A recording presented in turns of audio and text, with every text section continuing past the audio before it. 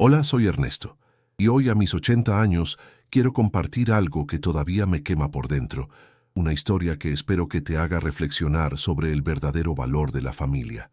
Nunca, ni en mis peores pesadillas, imaginé que mis propios hijos, Miguel y Laura, a quienes di todo lo que tenía y más, me dejarían solo en este modesto apartamento, como si yo fuera un mueble viejo y olvidado, una reliquia sin valor que ya no aportaba nada a sus vidas. Es una herida que no cicatriza, una vergüenza que duele hasta el alma, un abandono que me enseñó la cruda verdad sobre la codicia. ¿Alguna vez te has sentido así, traicionado por quienes más amabas, por tu propia sangre, antes de contarte cómo el destino, o quizás el karma, les dio la vuelta a sus planes de avaricia y desinterés? Comenta aquí abajo de dónde nos escuchas y, por favor, suscríbete al canal.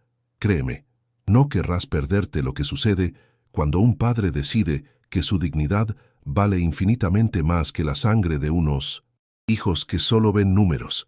El silencio de estas paredes se volvió mi única compañía, un silencio ensordecedor que resonaba con la ausencia de risas, de llamadas, de cualquier señal de que yo les importara.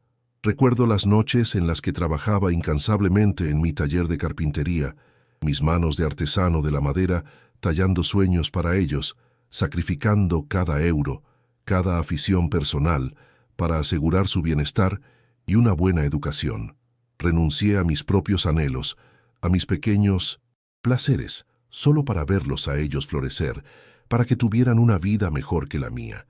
Y esta es la recompensa: ser considerado una carga, un estorbo que mis hijos, Miguel y Laura, y especialmente Carla, la mujer de Miguel, preferían mantener lejos, fuera de su vista, lejos de sus vidas perfectas y materialistas.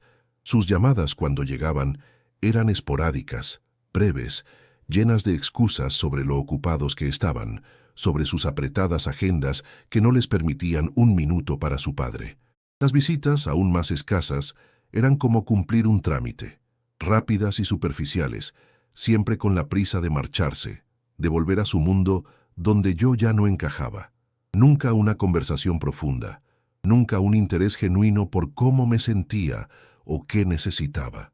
Era como si mi existencia se hubiera reducido a una obligación molesta, algo que debían hacer para guardar las apariencias, pero sin el más mínimo sentimiento. Sentía cómo minimizaban mi vida, mis sentimientos, como si yo fuera transparente, una sombra en su camino hacia el éxito y la opulencia que tanto anhelaban. Lo más hiriente fue cuando las sugerencias veladas comenzaron a aparecer, primero tímidas, luego más directas, sobre la conveniencia de una residencia. «Papá, allí estarías mejor atendido con gente de tu edad», decía Laura con una sonrisa forzada, mientras Miguel asentía desviando la mirada. Sabía que no se trataba de mi bienestar, sino de la incomodidad que les causaba mi presencia, de la carga económica que suponía, por mínima que fuera. Veía en sus ojos la frialdad del cálculo, la impaciencia por deshacerse de lo que consideraban un problema. Fue un golpe bajo, una puñalada que me hizo darme cuenta de que para ellos yo ya no era un padre, sino un obstáculo en sus vidas de lujo y desinterés, un estorbo en su camino hacia una libertad sin responsabilidades. La traición no fue solo el abandono físico, sino la burla a todos esos años de dedicación, a cada gota de sudor que derramé para que ellos tuvieran un futuro. Me preguntaba una y otra vez dónde había fallado, qué había hecho mal para merecer tal desprecio. Sentía una mezcla de tristeza profunda y una rabia contenida que me carcomía. Pero, a pesar del dolor, una pequeña chispa de dignidad se mantenía encendida en mi mirada, un recordatorio silencioso de que yo no era un objeto para ser desechado. No permitiría que me pisotearan del todo, no después de haberlo dado todo. Ese sentimiento, esa resistencia, se convirtió en mi único refugio en medio de tanta soledad y desilusión. Así pasaban mis días, en la rutina solitaria de este apartamento, viendo pasar los años por la ventana, pero con una determinación creciente. Observaba el mundo exterior, el ir y venir de la gente, mientras mi propio mundo se había reducido a estas 4 paredes y a mis recuerdos, algunos dulces, otros amargos. Pero lo que ellos no sabían, lo que nadie sospechaba, era que detrás de mi aparente fragilidad Detrás de este anciano que creían sin valor, se escondía mucho más de lo que jamás podrían imaginar. Había un secreto, un tesoro personal que había guardado celosamente durante décadas, no por egoísmo, sino como una salvaguarda, una última fuente de independencia que ahora se había convertido en mi única esperanza y mi arma silenciosa contra su explotación. El abandono no era solo una ausencia física, era una presencia constante, pesada, que se manifestaba en cada rincón de mi existencia. Recuerdo los domingos, cuando el silencio del teléfono era más ensordecedor que nunca.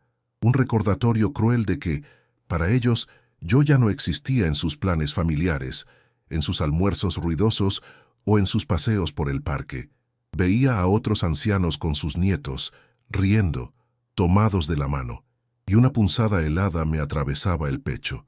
Mis hijos, Miguel y Laura, estaban demasiado ocupados construyendo sus propias vidas de opulencia, sus fachadas de éxito, como para reparar en el vacío que dejaban en la mía.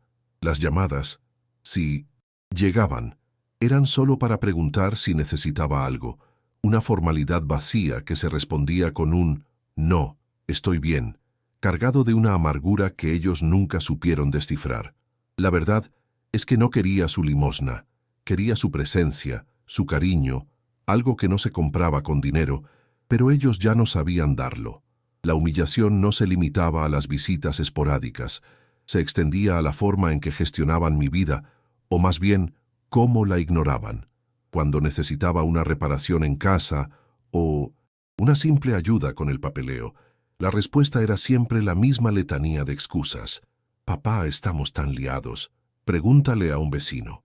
Ya veremos si podemos pasar la semana que viene». Me sentía como un problema del que se desentendían, una responsabilidad que les pesaba. Nunca se ofrecieron a llevarme al médico, a comprarme la medicación o a asegurarse de que tenía lo básico. Era como si esperaran que me las arreglara solo, que mi vejez fuera un asunto estrictamente personal, sin que ellos tuvieran que involucrarse. Esa indiferencia era una forma de explotación emocional, un vaciamiento de mi espíritu que me dejaba exhausto, pero también una semilla de resentimiento que crecía en silencio. Cada pequeño desaire, cada promesa rota, cada mirada esquiva, se sumaba a una montaña de decepción que apenas podía soportar. Había días en que la tristeza era tan abrumadora que apenas podía levantarme de la cama.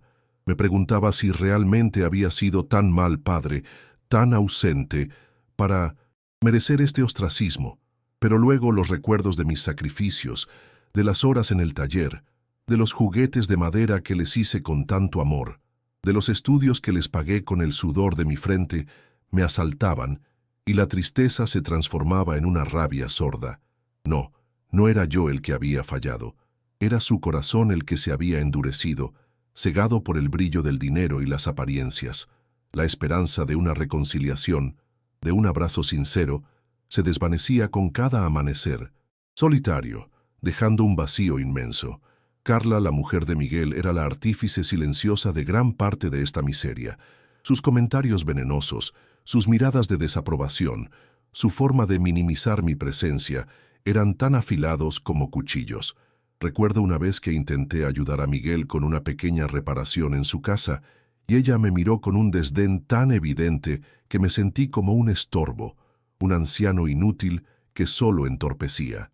Ella era la que susurraba a Miguel sobre la carga que yo representaba, la que alimentaba su ambición y su desapego. Sentía su influencia corrosiva en cada decisión de mis hijos, en la forma en que me trataban como un gasto, no como un padre. Su frialdad era un espejo de la avaricia que se había apoderado de sus vidas, y yo era solo un objeto a desechar en su camino hacia una vida sin complicaciones. Una tarde, mientras miraba por la ventana, vi a un padre y su hijo construyendo una cometa en el parque.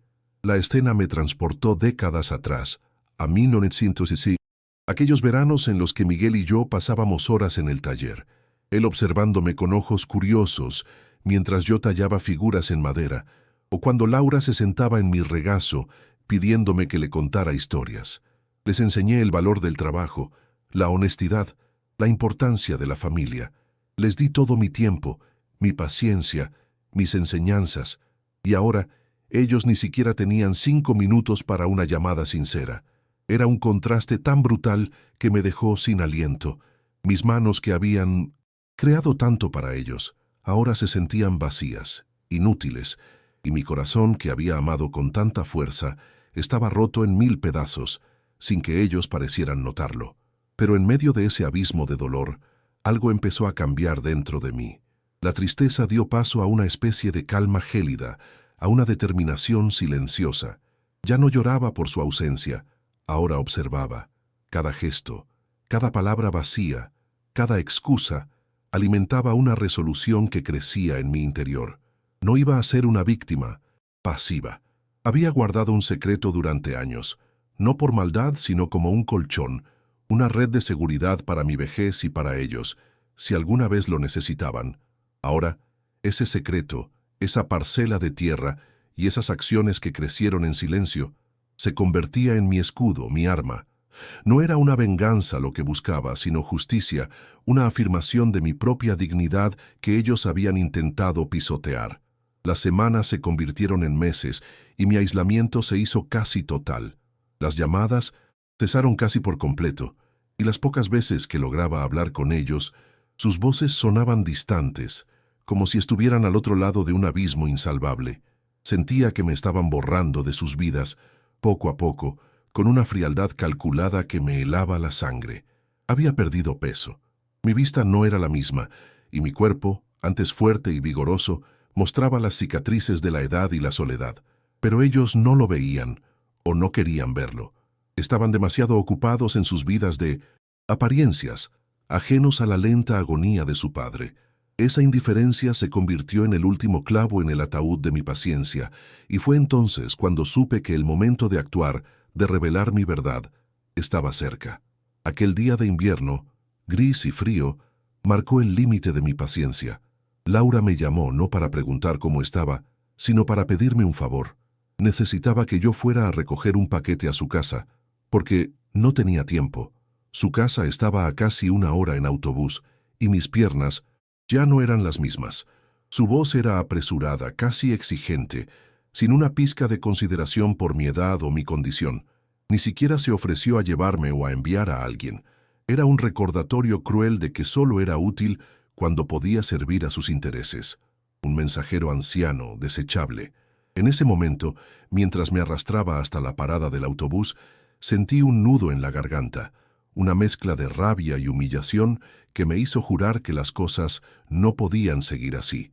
Ya no era solo sobre ellos, era sobre mí, sobre mi dignidad, sobre lo que aún representaba. Pocas semanas después de aquel episodio, cuando la amargura aún me pesaba, el teléfono sonó. Era un número desconocido. Dudé en atender, pero algo me impulsó a hacerlo. Una voz formal, la de un abogado, se presentó y preguntó por don Ernesto. Mencionó una propiedad en la costa, un terreno que yo había olvidado, una herencia familiar que compré por 4 duros en mi juventud, en un lugar que en la época era desolado, pero que soñaba en transformar en un pequeño refugio. Él hablaba de un proyecto urbanístico de gran envergadura y de una oferta irrecusable. Mi corazón dio un salto. Una parcela de tierra que yo consideraba casi inútil, un pedazo de monte, de repente valía algo. La sorpresa fue inmensa, pero también el recelo. ¿Qué significaba aquello? ¿Sería algún tipo de engaño? La noticia, como un riachuelo que se filtra entre las piedras, comenzó a filtrarse. Primero fueron las miradas curiosas de la vecina, del segundo piso, que siempre me saludaba con un hola distante, y ahora me sonreía con una extraña cordialidad. Después, una llamada de un antiguo compañero de trabajo, con quien apenas hablaba desde hacía años, que, casualmente, me preguntó sobre las noticias del litoral. Él no dijo nada directamente, pero su voz cargaba un tono de quien sabía de algo grande, algo inusual. Percibí que el sigilo del abogado no había sido total. El proyecto era tan ambicioso que los rumores se habían extendido por los pasillos del propio despacho, o quizás incluso por algún empleado que no supo guardar la discreción. La semilla de mi fortuna había comenzado a brotar, y el olor, aparentemente, ya se estaba extendiendo. Entonces, la avalancha comenzó. El teléfono, antes mudo, empezó a sonar con una frecuencia alarmante. Miguel, que apenas se dignaba a una llamada mensual, llamaba todos los días, con una voz llena de una dulzura forzada que yo no escuchaba hacía años. «Papá, ¿cómo estás? Te he echado tanto de menos», decía, y yo podía sentir la falsedad en cada sílaba. Laura, por su parte, apareció de sorpresa en mi apartamento, algo que no hacía en meses, trayendo unas flores que parecían compradas con prisa y una sonrisa que no le llegaba a los ojos. Hablaba de nostalgia y de tiempo perdido, pero sus ojos inquietos escudriñaban el apartamento, como si buscara algo o evaluara el estado de las cosas. Era grotesco, un cambio tan brusco que me daba náuseas, y la única explicación era que el rumor de mi fortuna ya había llegado a sus oídos. Las visitas se multiplicaron y con ellas una avalancha de afecto que rozaba lo ridículo. Miguel me traía regalos caros, una botella de vino de añada, un reloj que yo nunca usaría, y me insistía en llevarme a cenar a restaurantes que antes consideraba demasiado caros para un viejo como yo. Laura hablaba incesantemente sobre nuestros recuerdos y sobre cómo yo era un padre ejemplar, como si intentara reescribir la historia de abandono que habíamos vivido. Pedían disculpas con voces embargadas de una emoción teatral por haber estado tan ocupados, por no haberse dado cuenta de lo mucho que me necesitaban. Era un espectáculo lamentable, una danza de hipocresía que me revolvía el estómago. Yo veía la codicia brillando en sus ojos detrás de cada sonrisa forzada y de cada abrazo vacío. No estaban arrepentidos, estaban calculando, evaluando lo que podrían arrancarme. Carla, la esposa de Miguel, no se quedó atrás. Ella, que antes me miraba con desdén, ahora me trataba con una condescendencia azucarada, llena de falsos cuidados.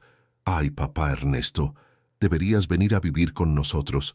Te cuidaremos como un rey», decía con una voz que apenas disimulaba la intención de tenerme cerca para controlar mis bienes. Recuerdo una vez en que durante uno de esos almuerzos forzados en casa de Miguel, ella sutilmente sugirió que yo debería pensar en cómo organizar mis bienes para el futuro, insinuando que ellos, como únicos herederos, deberían tener voz activa. Fue una humillación disfrazada de consejo, un recordatorio cruel de que, para ella, yo era solo un testamento andante. La idea de que yo pudiera tener una voluntad propia, un plan diferente al que ellos habían imaginado, parecía ni pasar por su cabeza. Pero por mucho que lo intentaran, no conseguían engañarme. Cada elogio exagerado, cada regalo innecesario, cada lágrima forzada, era un ladrillo más en la muralla de desconfianza que yo había construido alrededor de mi corazón. La sabiduría de mis 80 años me permitía ver a través de aquella fachada barata de afecto. Yo observaba, escuchaba, y en cada silencio de ellos, en cada mirada furtiva, confirmaba lo que ya sabía. Lo único que realmente les importaba era el dinero, la fortuna que, por obra del destino, había caído en mis manos. Mi resolución se solidificó. No habría reconciliación falsa, ni perdón barato. La lección que les daría sería tan amarga como la soledad que me impusieron y tan justa como la dignidad que me esforcé por preservar. El escenario estaba montado y yo, el viejo Ernesto, estaba listo para mi acto final. Hola, soy Ernesto, y hoy, a mis 80 años, quiero compartir algo que todavía me quema por dentro, una historia que espero que te haga reflexionar sobre el verdadero valor de la familia. Nunca, ni en mis peores pesadillas, imaginé que mis propios hijos, Miguel y Laura, a quienes di todo lo que tenía y más, me dejarían solo en este modesto apartamento, como si yo fuera un mueble viejo y olvidado, una reliquia sin valor que ya no aportaba nada a sus vidas. Es una herida que no cicatriza, una vergüenza que duele hasta el alma, un abandono que me enseñó la cruda verdad sobre la codicia. ¿Alguna vez te has sentido así, traicionado por quienes más amabas por tu propia sangre? Antes de contarte cómo el destino, o quizás el karma, les dio la vuelta a sus planes de avaricia y desinterés, comenta aquí abajo de dónde nos escuchas y, por favor, Suscríbete al canal. Créeme, no querrás perderte lo que sucede cuando un padre decide que su dignidad vale infinitamente más que la sangre de unos hijos que solo ven números. El silencio de estas paredes se volvió mi única compañía, un silencio ensordecedor que resonaba con la ausencia de risas, de llamadas, de cualquier señal de que yo les importara. Recuerdo las noches en las que trabajaba incansablemente en mi taller de carpintería, mis manos de artesano de la madera tallando sueños para ellos, sacrificando cada euro, cada afición personal, para asegurar su bienestar y una buena educación. Renuncié a mis propios anhelos, a mis pequeños placeres, solo para verlos a ellos florecer, para que tuvieran una vida mejor que la mía. Y esta es la recompensa: ser considerado una carga, un estorbo que mis hijos, Miguel y Laura, y especialmente Carla, la mujer de Miguel, preferían mantener lejos, fuera de su vista, lejos de sus vidas perfectas y materialistas. Sus llamadas, cuando llegaban, eran esporádicas, breves, llenas de excusas sobre lo ocupados que estaban, sobre sus apretadas agendas que no les permitían un minuto para su padre. Las visitas, aún más escasas, eran como cumplir un trámite, rápidas y superficiales, siempre con la prisa de marcharse, de volver a su mundo donde yo ya no encajaba. Nunca una conversación profunda, nunca un interés genuino por cómo me sentía o qué necesitaba. Era como si mi existencia se hubiera reducido a una obligación molesta, algo que debían hacer para guardar las apariencias, pero sin el más mínimo sentimiento. Sentía cómo minimizaban mi vida, mis sentimientos, como si yo fuera transparente, una sombra en su camino hacia el éxito y la opulencia que tanto anhelaban. Lo más hiriente fue cuando las sugerencias veladas comenzaron a aparecer, primero tímidas, luego más directas, sobre la conveniencia de una residencia. «Papá, allí estarías mejor atendido, con gente de tu edad», decía Laura con una sonrisa forzada, mientras Miguel asentía, desviando la mirada. Sabía que no se trataba de mi bienestar, sino de la incomodidad que les causaba mi presencia, de la carga económica que suponía, por mínima que fuera. Veía en sus ojos la frialdad del cálculo, la impaciencia por deshacerse de lo que consideraban un problema. Fue un golpe bajo, una puñalada que me hizo darme cuenta de que para ellos yo ya no era un padre, sino un obstáculo en sus vidas de lujo y desinterés, un estorbo en su camino hacia una libertad sin responsabilidades. La traición no fue solo el abandono físico, sino la burla a todos esos años de dedicación, a cada gota de sudor que derramé para que ellos tuvieran un futuro. Me preguntaba, una y otra vez, ¿dónde había fallado? ¿Qué había hecho mal para merecer tal desprecio? Sentía una mezcla de tristeza profunda y una rabia contenida que me carcomía. Pero, a pesar del dolor, una pequeña chispa de dignidad se mantenía encendida en mi mirada, un recordatorio silencioso de que yo no era un objeto para ser desechado. No permitiría que me pisotearan del todo, no después de haberlo dado todo. Ese sentimiento, esa resistencia, se convirtió en mi único refugio en medio de tanta soledad y desilusión. Así pasaban mis días, en la rutina solitaria de este apartamento, viendo pasar los años por la ventana, pero con una determinación creciente. Observaba el mundo exterior, el ir y venir de la gente, mientras mi propio mundo se había reducido a estas 4 paredes y a mis recuerdos, algunos dulces, otros amargos. Pero lo que ellos no sabían, lo que nadie sospechaba, era que detrás de mi aparente fragilidad, detrás de este anciano que creían sin valor, se escondía mucho más de lo que jamás podrían imaginar. Había un secreto, un tesoro personal que había guardado celosamente durante décadas, no por egoísmo, sino como una salvaguarda, una última fuente de independencia que ahora se había convertido en mi única esperanza y mi arma silenciosa contra su explotación. El abandono no era solo una ausencia física, era una presencia constante, pesada, que se manifestaba en cada rincón de mi existencia. Recuerdo los domingos, cuando el silencio del teléfono era más ensordecedor que nunca, un recordatorio cruel de que, para ellos, yo ya no existía en sus planes familiares, en sus almuerzos ruidosos o en sus paseos por el parque. Veía a otros ancianos con sus nietos, riendo, tomados de la mano, y una punzada helada me atravesaba el pecho. Mis hijos, Miguel y Laura, estaban demasiado ocupados construyendo sus propias vidas de opulencia, sus fachadas de éxito, como para reparar en el vacío que dejaban en la mía. Las llamadas, si llegaban, eran solo para preguntar si necesitaba algo, una formalidad vacía que se respondía con un «no, estoy bien», cargado de una amargura que ellos nunca supieron descifrar. La verdad es que no quería su limosna, quería su presencia, su cariño, algo que no se compraba con dinero, pero ellos ya no sabían darlo. La humillación no se limitaba a las visitas esporádicas, se extendía a la forma en que gestionaban mi vida, o más bien cómo la ignoraban. Cuando necesitaba una reparación en casa o una simple ayuda con el papeleo, la respuesta era siempre la misma letanía de excusas. «Papá, estamos tan liados. Pregúntale a un vecino. Ya veremos si podemos pasar la semana que viene». Me sentía como un problema del que se desentendían, una responsabilidad que les pesaba. Nunca se ofrecieron a llevarme al médico, a comprarme la medicación o a asegurarse de que tenía lo básico. Era como si esperaran que me las arreglara solo, que mi vejez fuera un asunto estrictamente personal, sin que ellos tuvieran que involucrarse.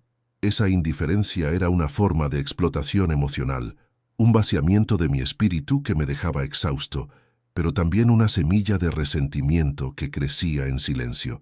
Cada pequeño desaire, cada promesa rota, cada mirada esquiva, se sumaba a una montaña de decepción que apenas podía soportar. Había días en que la tristeza era tan abrumadora que apenas podía levantarme de la cama. Me preguntaba si realmente había sido tan mal padre, tan ausente, para merecer este ostracismo, pero luego los recuerdos de mis sacrificios, de las horas en el taller, de los juguetes de madera que les hice con tanto amor, de los estudios que les pagué con el sudor de mi frente, me asaltaban y la tristeza se transformaba en una rabia sorda. No, no era yo el que había fallado, era su corazón el que se había endurecido, cegado, por el brillo del dinero y las apariencias. La esperanza de una reconciliación, de un abrazo sincero, se desvanecía con cada amanecer solitario, dejando un vacío inmenso. Carla, la mujer de Miguel, era la artífice silenciosa de gran parte de esta miseria. Sus comentarios venenosos, sus miradas de desaprobación, su forma de minimizar mi presencia, eran tan afilados como cuchillos. Recuerdo una vez que intenté ayudar a Miguel con una pequeña reparación en su casa, y ella me miró con un desdén tan evidente que me sentí como un estorbo, un anciano inútil que solo entorpecía. Ella era la que susurraba a Miguel sobre la carga que yo representaba, la que alimentaba su ambición y su desapego. Sentía su influencia corrosiva en cada decisión de mis hijos, en la forma en que me trataban como un gasto, no como un padre. Su frialdad era un espejo de la avaricia que se había apoderado de sus vidas, y yo era solo un objeto a desechar en su camino hacia una vida sin complicaciones. Una tarde, mientras miraba por la ventana, vi a un padre y su hijo construyendo una cometa en el parque. La escena me transportó décadas atrás, a aquellos veranos en los que Miguel y yo pasábamos horas en el taller, él observándome con ojos curiosos mientras yo tallaba figuras en madera, o cuando Laura se sentaba en mi regazo pidiéndome que le contara historias. Les enseñé el valor del trabajo, la honestidad, la importancia de la familia. Les di todo mi tiempo, mi paciencia, mis enseñanzas, y ahora ellos ni siquiera tenían 5 minutos para una llamada sincera. Era un contraste tan brutal que me dejó sin aliento. Mis manos, que habían creado tanto para ellos, ahora se sentían vacías, inútiles, y mi corazón, que había amado con tanta fuerza, estaba roto en 1000 pedazos, sin que ellos parecieran notarlo. Pero en medio de ese abismo de dolor, algo empezó a cambiar dentro de mí. La tristeza dio paso a una especie de calma gélida, a una determinación silenciosa. Ya no lloraba por su ausencia. Ahora observaba. Cada gesto, cada palabra vacía, cada excusa, alimentaba una resolución que crecía en mi interior. No iba a ser una víctima pasiva. Había guardado un secreto durante años, no por maldad, sino como un colchón, una red de seguridad para mi vejez y para ellos, si alguna vez lo necesitaban. Ahora, ese secreto, esa parcela de tierra y esas acciones que crecieron en silencio, se convertía en mi escudo, mi arma. No era una venganza lo que buscaba, sino justicia, una afirmación de mi propia dignidad que ellos habían intentado pisotear. Las semanas se convirtieron en meses, y mi aislamiento se hizo casi total. Las llamadas cesaron casi por completo, y las pocas veces que lograba hablar con ellos, sus voces sonaban distantes, como si estuvieran al otro lado de un abismo insalvable. Sentía que me estaban borrando de sus vidas, poco a poco, con una frialdad calculada que me helaba la sangre. Había perdido peso, mi vista no era la misma, y mi cuerpo, antes fuerte y vigoroso, mostraba las cicatrices de la edad y la soledad, pero ellos no lo veían, o no querían verlo. Estaban demasiado ocupados en sus vidas de apariencias, ajenos a la lenta agonía de su padre. Esa indiferencia se convirtió en el último clavo en el ataúd de mi paciencia, y fue entonces cuando supe que el momento de actuar, de revelar mi verdad, estaba cerca. Aquel día de invierno, gris y frío, marcó el límite de mi paciencia. Laura me llamó, no para preguntar cómo estaba, sino para pedirme un favor. Necesitaba que yo fuera a recoger un paquete a su casa, porque no tenía tiempo. Su casa estaba a casi 1 hora en autobús, y mis piernas ya no eran las mismas. Su voz era apresurada, casi exigente, sin una pizca de consideración por mi edad o mi condición. Ni siquiera se ofreció a llevarme o a enviar a alguien. Era un recordatorio cruel de que solo era útil cuando podía servir a sus intereses, un mensajero anciano, desechable. En ese momento, mientras me arrastraba hasta la parada del autobús, sentí un nudo en la garganta, una mezcla de rabia y humillación que me hizo jurar que las cosas no podían seguir así. Ya no era solo sobre ellos, era sobre mí, sobre mi dignidad, sobre lo que aún representaba. Pocas semanas después de aquel episodio, cuando la amargura aún me pesaba, el teléfono sonó. Era un número desconocido. Dudé en atender, pero algo me impulsó a hacerlo. Una voz formal, la de un abogado, se presentó y preguntó por don Ernesto.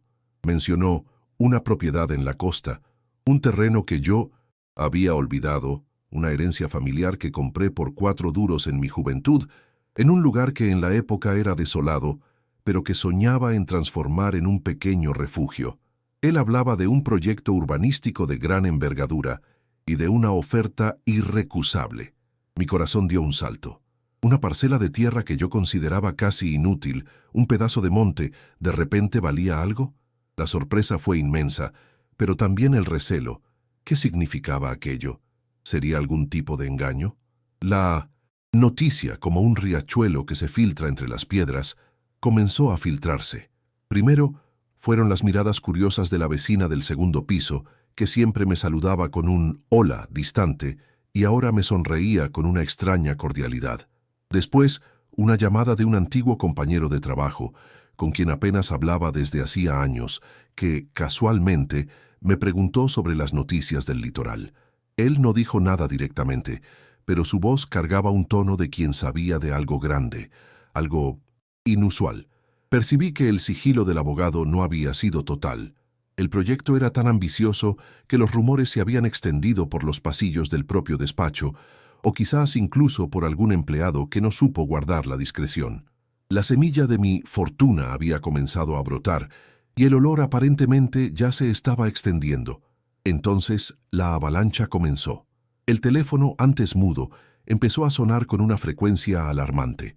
Miguel, que apenas se dignaba a una llamada mensual, llamaba todos los días, con una voz llena de una dulzura forzada que yo no escuchaba hacía años. «Papá, ¿cómo estás? Te he echado tanto de menos», decía, y yo podía sentir la falsedad en cada sílaba. Laura, por su parte, apareció de sorpresa en mi apartamento, algo que no hacía en meses, trayendo unas flores que parecían compradas con prisa y una sonrisa que no le llegaba a los ojos. Hablaba de nostalgia y de tiempo perdido, pero sus ojos inquietos escudriñaban el apartamento como si buscara algo o evaluara el estado de las cosas. Era grotesco, un cambio tan brusco que me daba náuseas, y la única explicación era que el rumor de mi fortuna ya había llegado a sus oídos. Las visitas se multiplicaron, y con ellas una avalancha de afecto que rozaba lo ridículo. Miguel me traía regalos caros, una botella de vino de añada, un reloj que yo nunca usaría, y me insistía en llevarme a cenar a restaurantes que antes consideraba demasiado caros para un viejo como yo. Laura hablaba incesantemente sobre nuestros recuerdos y sobre cómo yo era un padre ejemplar, como si intentara reescribir la historia de abandono que habíamos vivido. Pedían disculpas, con voces embargadas de una emoción teatral, por haber estado tan ocupados, por no haberse dado cuenta de lo mucho que me necesitaban. Era un espectáculo lamentable, una danza de hipocresía que me revolvía el estómago. Yo veía la codicia brillando en sus ojos, detrás de cada sonrisa forzada y de cada abrazo vacío.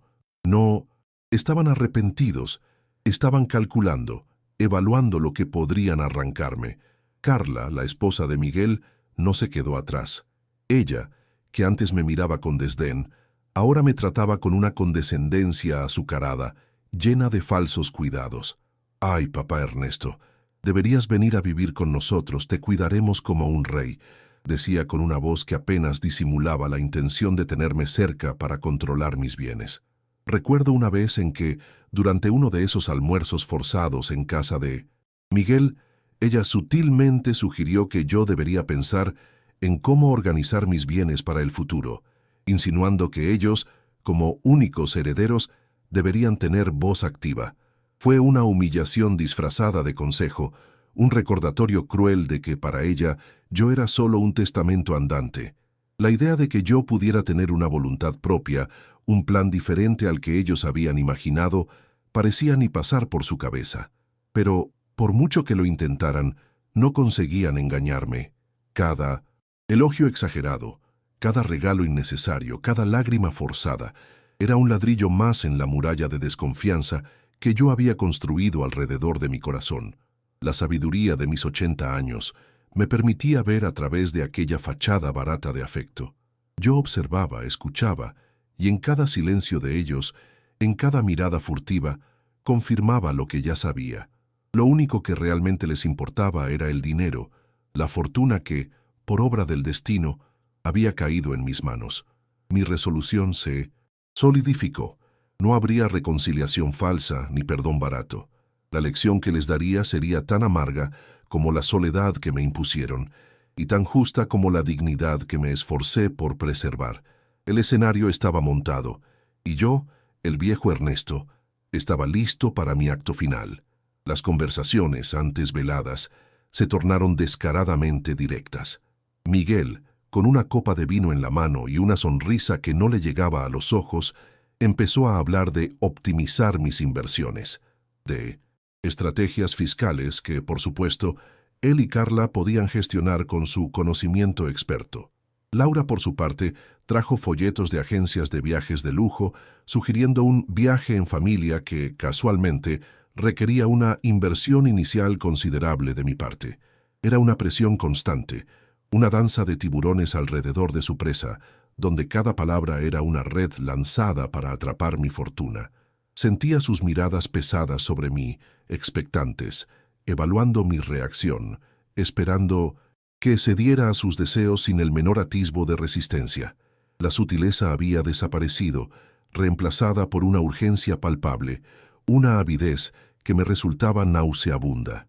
Yo los observaba, como quien mira una obra de teatro mal interpretada, con actores que olvidaron su guión original.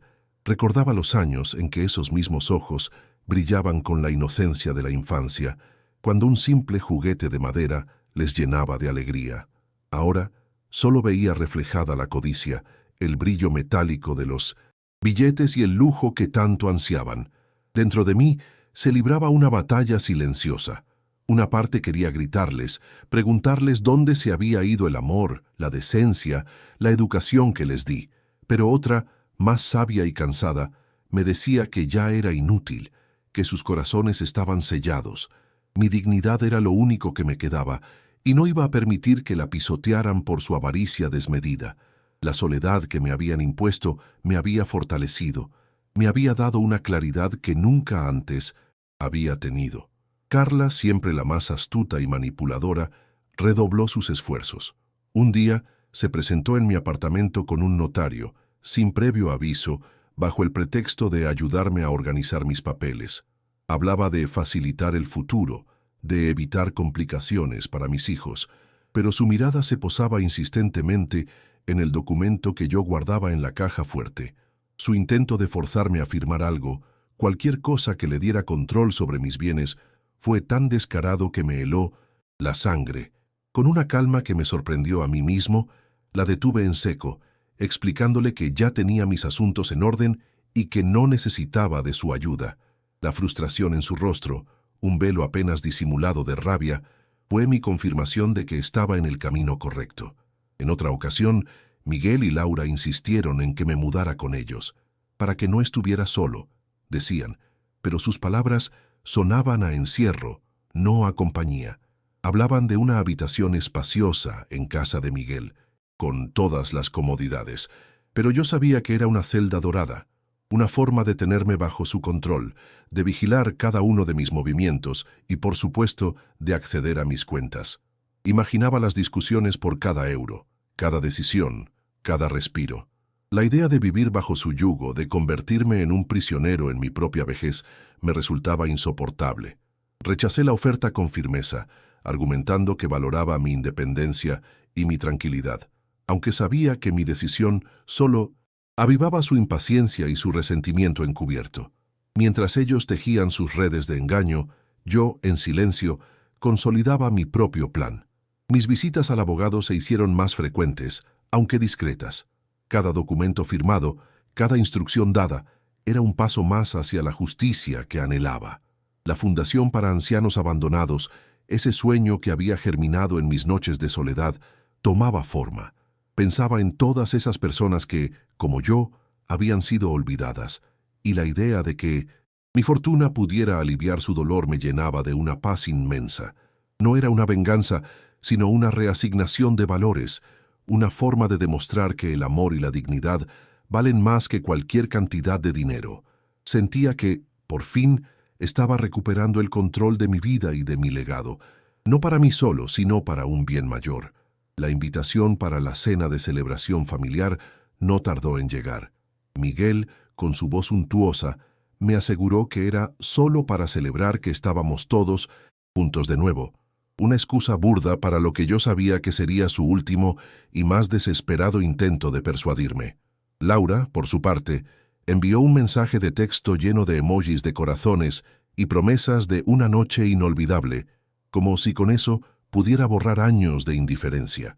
Yo sabía que esa cena no era para celebrar mi fortuna, sino para intentar asegurarse de que fuera suya. Era la trampa final, la emboscada donde esperaban arrinconarme y obtener lo que creían suyo por derecho de sangre. Acepté la invitación con una serenidad que ellos confundirían con debilidad, pero que era en realidad la calma de quien está a punto de desatar una tormenta. Esa noche, mientras me vestía con mi mejor traje, el mismo que usaba en las pocas ocasiones especiales que recordaba, sentí una mezcla extraña de melancolía y determinación. No había amargura, solo una profunda tristeza por los hijos que había perdido ante la codicia, pero también había una fuerza renovada, la certeza de que estaba a punto de cerrar un capítulo doloroso y abrir uno nuevo, lleno de propósito. Pensaba en el verdadero valor de la herencia, no en términos monetarios, sino en el legado de principios y decencia que uno deja. Esa cena sería el escenario de mi última lección, una que, esperaba, les marcaría para siempre. Miré mi reflejo en el espejo, y por primera vez en mucho tiempo, vi a un hombre libre, un hombre que, a pesar de todo, había conservado su dignidad intacta. La mesa en casa de Miguel rebosaba de opulencia, una exhibición grotesca de platos finos y copas de cristal que reflejaban las luces del candelabro. Miguel, con una sonrisa desbordante, brindaba por la familia reunida, mientras Laura, a mi lado, me tomaba la mano con una efusividad que me revolvía el estómago. Carla, impecable como siempre, me servía con una atención que nunca antes había conocido. Sus ojos, sin embargo, brillaban con una expectativa casi tangible, una avidez apenas contenida. Hablaban de viajes, de planes futuros, de cómo podríamos disfrutar juntos, ahora que yo tenía tantas posibilidades. Cada palabra era una flecha envenenada, cada gesto, una farsa. Yo los observaba con una calma inesperada, la calma de quien ya ha aceptado el dolor y ahora solo espera el momento de la verdad, el instante en que sus máscaras caerían para revelar el abismo de su codicia. No tardaron en pasar de las sutilezas a la presión directa. Miguel, después de un segundo brindis por mi salud y mi futuro, se inclinó hacia mí con una expresión de falsa preocupación. Papá, deberíamos hablar seriamente sobre cómo gestionar todo esto. Los bancos no son de fiar, y Carla y yo tenemos experiencia en inversiones. Podríamos ayudarte a que tu dinero crezca aún más, asegurando tu bienestar y el de todos, claro. Laura asentía enérgicamente, añadiendo que sería lo más inteligente para no tener preocupaciones. Era el ataque frontal que esperaba, el momento en que su ambición se desnudaba sin pudor, revelando que mi bienestar era una mera excusa para controlar mi fortuna. Sus voces se superponían, cada uno tratando de ser el más persuasivo, el más preocupado, mientras yo sentía el cerco de su avaricia estrecharse a mi alrededor. En ese preciso instante, mientras Miguel enumeraba las ventajas de cederles el control y Laura hablaba de nuestro futuro, una imagen nítida de mi taller de carpintería apareció en mi mente. Mis manos, cubiertas de serrín, tallando un caballito de madera para un Miguel, niño, su risa resonando en el aire. Recordé las horas extras, los fines de semana sacrificados, las renuncias personales para que ellos tuvieran todo lo que yo no tuve. Y ahora, esos mismos niños, convertidos en adultos, me veían como un mero conducto para su propia opulencia, un anciano al que exprimir. La tristeza se transformó en una determinación inquebrantable. Ya no había vuelta atrás. La lección que les daría no sería solo mía, sino de todos los padres olvidados, de todas las dignidades pisoteadas. Mi voz, aunque temblorosa por la edad, se levantaría con la fuerza de la verdad acumulada. Con una calma que los desarmó, dejé mi tenedor sobre el plato con un sonido que, en el silencio repentino, pareció resonar en toda la estancia. Las sonrisas forzadas de mis hijos se congelaron y sus miradas, antes llenas de avaricia, se tornaron en una mezcla de sorpresa y ligera inquietud. Carla dejó de hablar a media frase, percibiendo el cambio en el ambiente. Los miré a cada uno de ellos, deteniéndome un momento en los ojos de Miguel, luego en los de Laura, y finalmente en los de Carla, intentando buscar un atisbo de la humanidad que una vez conocí. No encontré más que el reflejo de sus ambiciones, la frialdad de su cálculo. Me erguí ligeramente en mi silla, y mi voz, aunque baja, llevaba el peso de 80 años de vida, de amor incondicional y de una traición profunda que ahora llegaba a su fin. Gracias por esta cena, comencé, mi voz sorprendentemente firme, y por el interés que han mostrado en mi bienestar y en mi fortuna. Hice una pausa, dejando que mis palabras calaran, observando cómo sus expresiones se tensaban. He escuchado con atención sus planes, sus sugerencias sobre cómo debería administrar mi dinero, e incluso sus ofertas para que me mude con ustedes. Me conmueve, o al menos me habría conmovido si no conociera la verdad. El aire se volvió denso. Miguel intentó interrumpir con un «Papá, ¿qué dices?», pero lo detuve con un gesto de la mano. Sé lo que piensan. Sé por qué están aquí ahora. Después de tantos años de silencio, de excusas, de dejarme solo en mi apartamento, como si fuera un mueble viejo sin valor. No es mi bienestar lo que les preocupa, es mi dinero. Saqué de mi chaqueta una carpeta de cuero, gruesa y bien cuidada, que había estado oculta bajo mi asiento. La coloqué sobre la mesa, deslizándola hacia el centro, donde todos pudieran verla. El ruido del cuero al chocar con la madera resonó como un disparo. «Estos documentos», dije abriendo la carpeta para mostrar una serie de papeles sellados y firmados, «son la prueba de que ya me he ocupado de mi fortuna.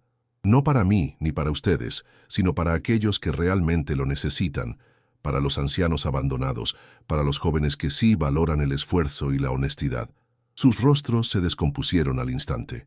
Los ojos de Miguel se abrieron de par en par. Laura se llevó las manos a la boca con un jadeo ahogado y Carla, con el rostro blanco, se levantó a medias de su silla como si hubiera recibido una descarga eléctrica, comprendiendo la magnitud de mi decisión. A cada uno de ustedes, continué, mi voz ahora con un dejo de tristeza, les he dejado una suma simbólica, suficiente para que recuerden el valor de lo que perdieron, no por mi decisión, sino por su propia avaricia y su cruel indiferencia. La explosión fue inmediata. Miguel golpeó la mesa con el puño, su cara enrojecida por la ira. «Esto es una locura, papá. No puedes hacernos esto. Somos tu sangre», gritó la voz ronca. Laura rompió a llorar, un llanto de rabia y frustración, no de dolor. Carla, con los ojos inyectados en sangre, me lanzó una mirada de odio tan profundo que me heló el alma. Pero yo me mantuve firme. La paz que sentía en ese momento era más valiosa que todo el oro del mundo. Había recuperado mi dignidad, y esa era la verdadera fortuna. Después de aquella noche, una paz que no conocía desde hacía décadas inundó mi ser por completo. Al ver sus rostros descompuestos por la ira y la desesperación, no sentí alegría ni venganza, sino una profunda tristeza por la pérdida irrecuperable de lo que pudo haber sido una familia unida. Pero, al mismo tiempo, una inmensa ligereza me invadió, una sensación de liberación abrumadora, como si el peso de años de decepción y un amor no correspondido se hubiera desprendido finalmente de mis hombros cansados. Mi apartamento, que había sido un refugio de soledad, se transformó en un santuario de libertad y renovado propósito. Ya no era el anciano abandonado, aquel al que se podía manipular. Era Ernesto, el hombre que había recuperado su dignidad y que por fin podía decidir su propio camino sin la sombra opresora de la avaricia ajena. Me sentía verdaderamente dueño de mi destino, con una claridad mental que la edad me había regalado como un último y valioso tesoro. Mi vida, de repente, adquirió un nuevo rumbo, una dirección que me llenaba de una alegría genuina y profunda. Los días, antes vacíos y solitarios, se llenaron de reuniones con el equipo de la fundación, de visitas a los centros que estábamos construyendo y de conversaciones con otros ancianos que, como yo, habían conocido el amargo sabor del abandono.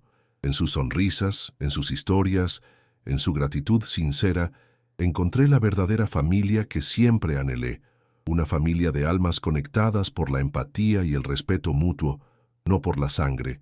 Empecé a viajar, a conocer esos lugares que solo había visto en postales, a saborear la libertad de cada amanecer en un sitio nuevo. Viví cada día con una intensidad renovada. Cada experiencia era un regalo, una confirmación de que había elegido el camino correcto, el camino de la bondad y la dignidad. Para Miguel y Laura, la realidad fue un golpe brutal.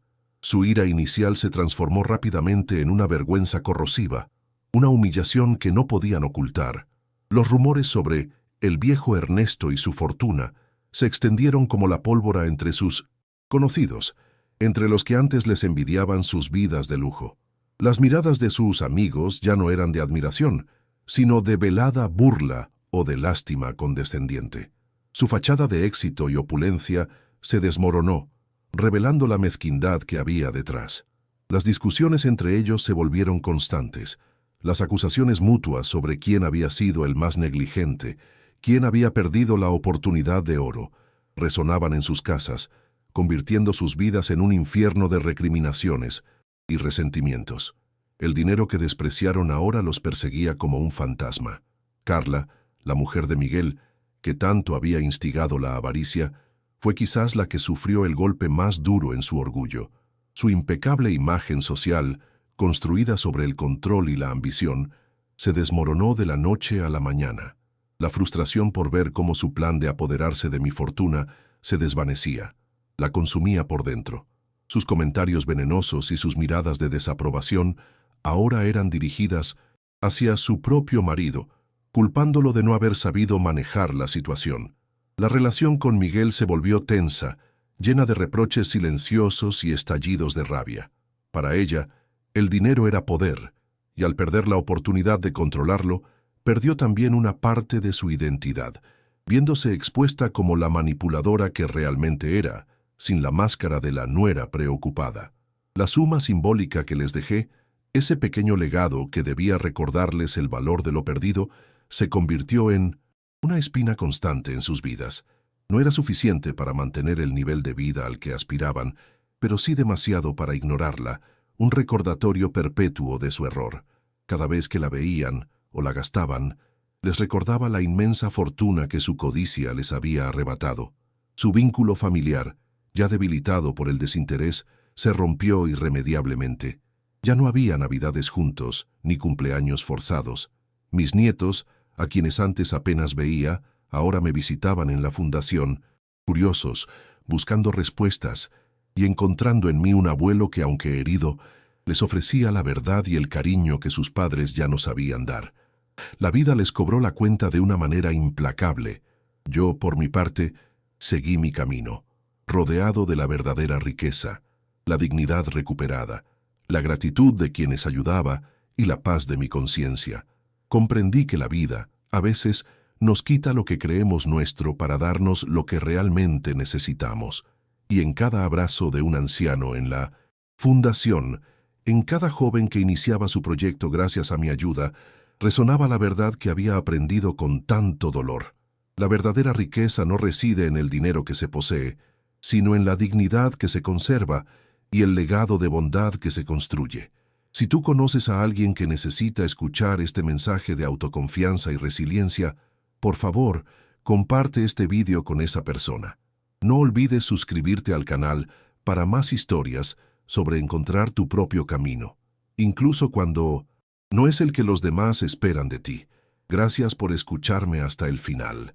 Después de aquella noche, una paz que no conocía desde hacía décadas inundó mi ser por completo. Al ver sus rostros descompuestos por la ira y la desesperación, no sentí alegría ni venganza, sino una profunda tristeza por la pérdida irrecuperable de lo que pudo haber sido una familia unida. Pero, al mismo tiempo, una inmensa ligereza me invadió, una sensación de liberación abrumadora, como si el peso de años de decepción y un amor no correspondido se hubiera desprendido finalmente de mis hombros cansados. Mi apartamento, que había sido un refugio de soledad, se transformó en un santuario de libertad y renovado propósito. Ya no era el anciano abandonado, aquel al que se podía manipular. Era Ernesto, el hombre que había recuperado su dignidad y que, por fin, podía decidir su propio camino sin la sombra opresora de la avaricia ajena. Me sentía verdaderamente dueño de mi destino, con una claridad mental que la edad me había regalado como un último y valioso tesoro. Mi vida, de repente, adquirió un nuevo rumbo, una dirección que me llenaba de una alegría genuina y profunda. Los días, antes vacíos y solitarios, se llenaron de reuniones con el equipo de la fundación, de visitas a los centros que estábamos construyendo y de conversaciones con otros ancianos que, como yo, habían conocido el amargo sabor del abandono. En sus sonrisas, en sus historias, en su gratitud sincera, encontré la verdadera familia que siempre anhelé. Una familia de almas conectadas por la empatía y el respeto mutuo, no por la sangre. Empecé a viajar, a conocer esos lugares que solo había visto en postales, a saborear la libertad de cada amanecer en un sitio nuevo. Viví cada día con una intensidad renovada.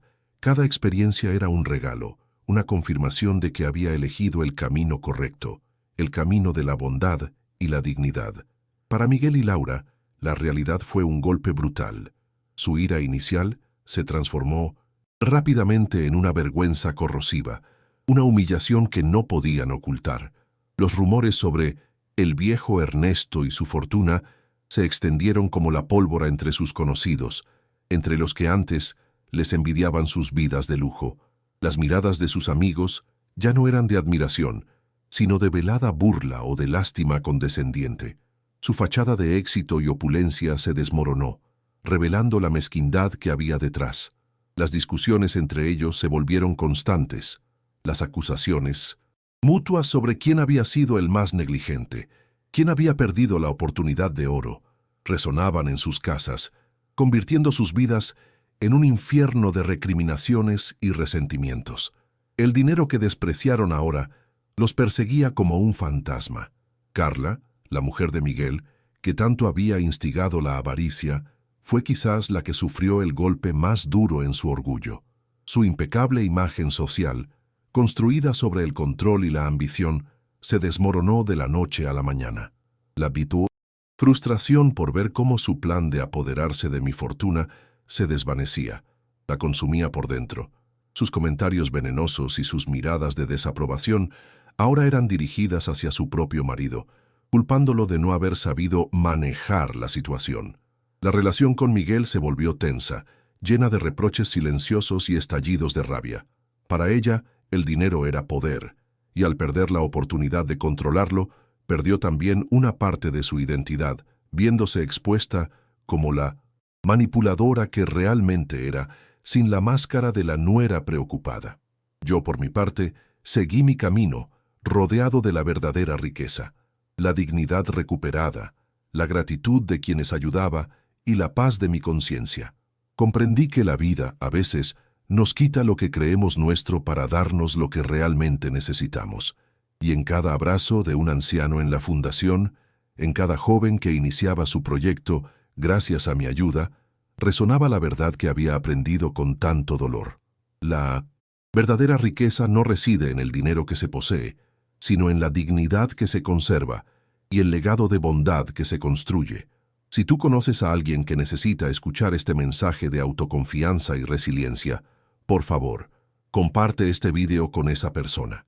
No olvides suscribirte al canal para más historias sobre encontrar tu propio camino, incluso cuando no es el que los demás esperan de ti. Gracias por escucharme hasta el final.